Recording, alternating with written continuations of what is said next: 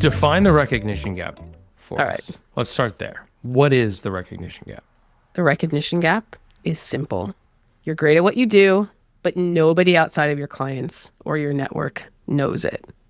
So generally, you're in the recognition gap if your business lives and dies by referrals. Like, you went solo, you tapped into your network, you did good work, they tap into their network to get you more work, and you're good. Like, that is one very strong way to grow, especially out of the gate. Like, we recommend it. However, Ask people. yeah. However, if you are relying on whale clients or if you are relying on referrals, these are two ways that you can put your business at risk, because people, if that dries up, if your referrals dry up for whatever reason, you're going to have no other pond to dip your toe into and be like, hey, like, I do this really well. Nobody knows what you do. So you might even be writing on LinkedIn and trying to be known, but like, if you don't have a strong point of view on the problem you solve, then it's not gonna resonate in the same way. Like, Sam Brown has a strong point of view. That's why he can just lift his stuff and repeat it. He knows exactly what he's trying to say and how he's trying to say it. He is well armed, that man. Like, Well-armed. he has his ideas and he is very capable of communicating them. Yeah. I wrote about this the other day. It's like, if you are walking into this era of business without any ideas or the ability to communicate them, you are totally unarmed. But these are two separate ideas. These two things that we're talking about, they're two separate things. One is the place you find yourself in. If you are in the recognition gap, it's the idea is that you are good at what you do, but not enough people know it. And you know you're there for a simple reason.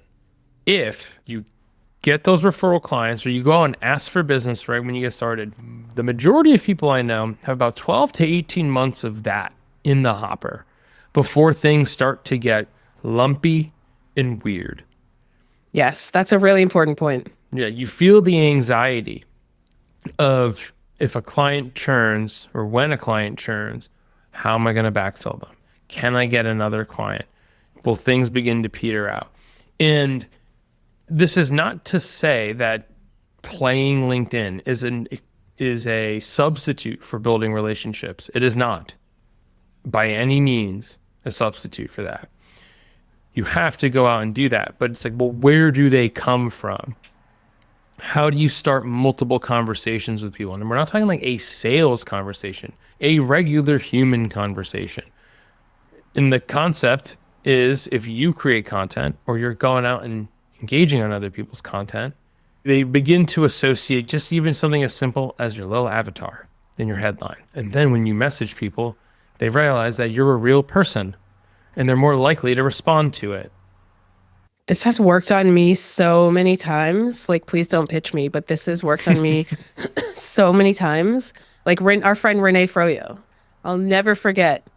Like, she came out of absolutely nowhere. I had no idea who this person was, but she was the person with red hair and like an interesting background. I don't remember, it was some interesting color. And she was commenting on all my stuff. And so I followed her because I thought she had an interesting way of thinking about things, which is like step one, have an interesting way of thinking about things. She's a great communicator naturally. But then she DM'd me and was like, hey, do you want to like hop on a call and say hi? And I was like, you've been on all my posts. Like, I know you. It was totally different reaction than someone who I hadn't seen before, just hopping into my DMs, which makes me feel like you just want something from me.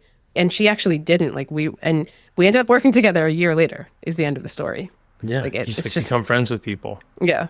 And I'm sure Renee has referred people your way before. I'm sure you've sent people Renee's way before. Like, we 100%. Hosted her when we were running mini courses inside of the Full Stack group program. We hosted Renee and had her come in and do a workshop. More people got to know her that way.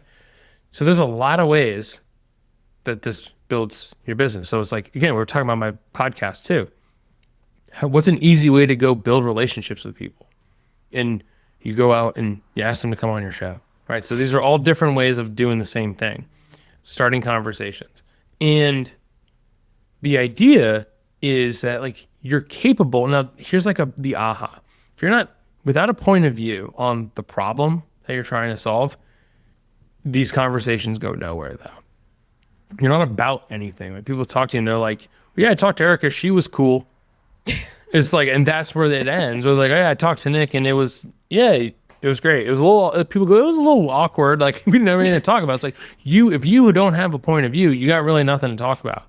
If you do have a point of view on the problem and the things that you do for people and the problems you help people solve, it's easy to have a conversation with anybody because the whole conversation is not trying to convince people to see the world the way that you do, but showing them how you see the world.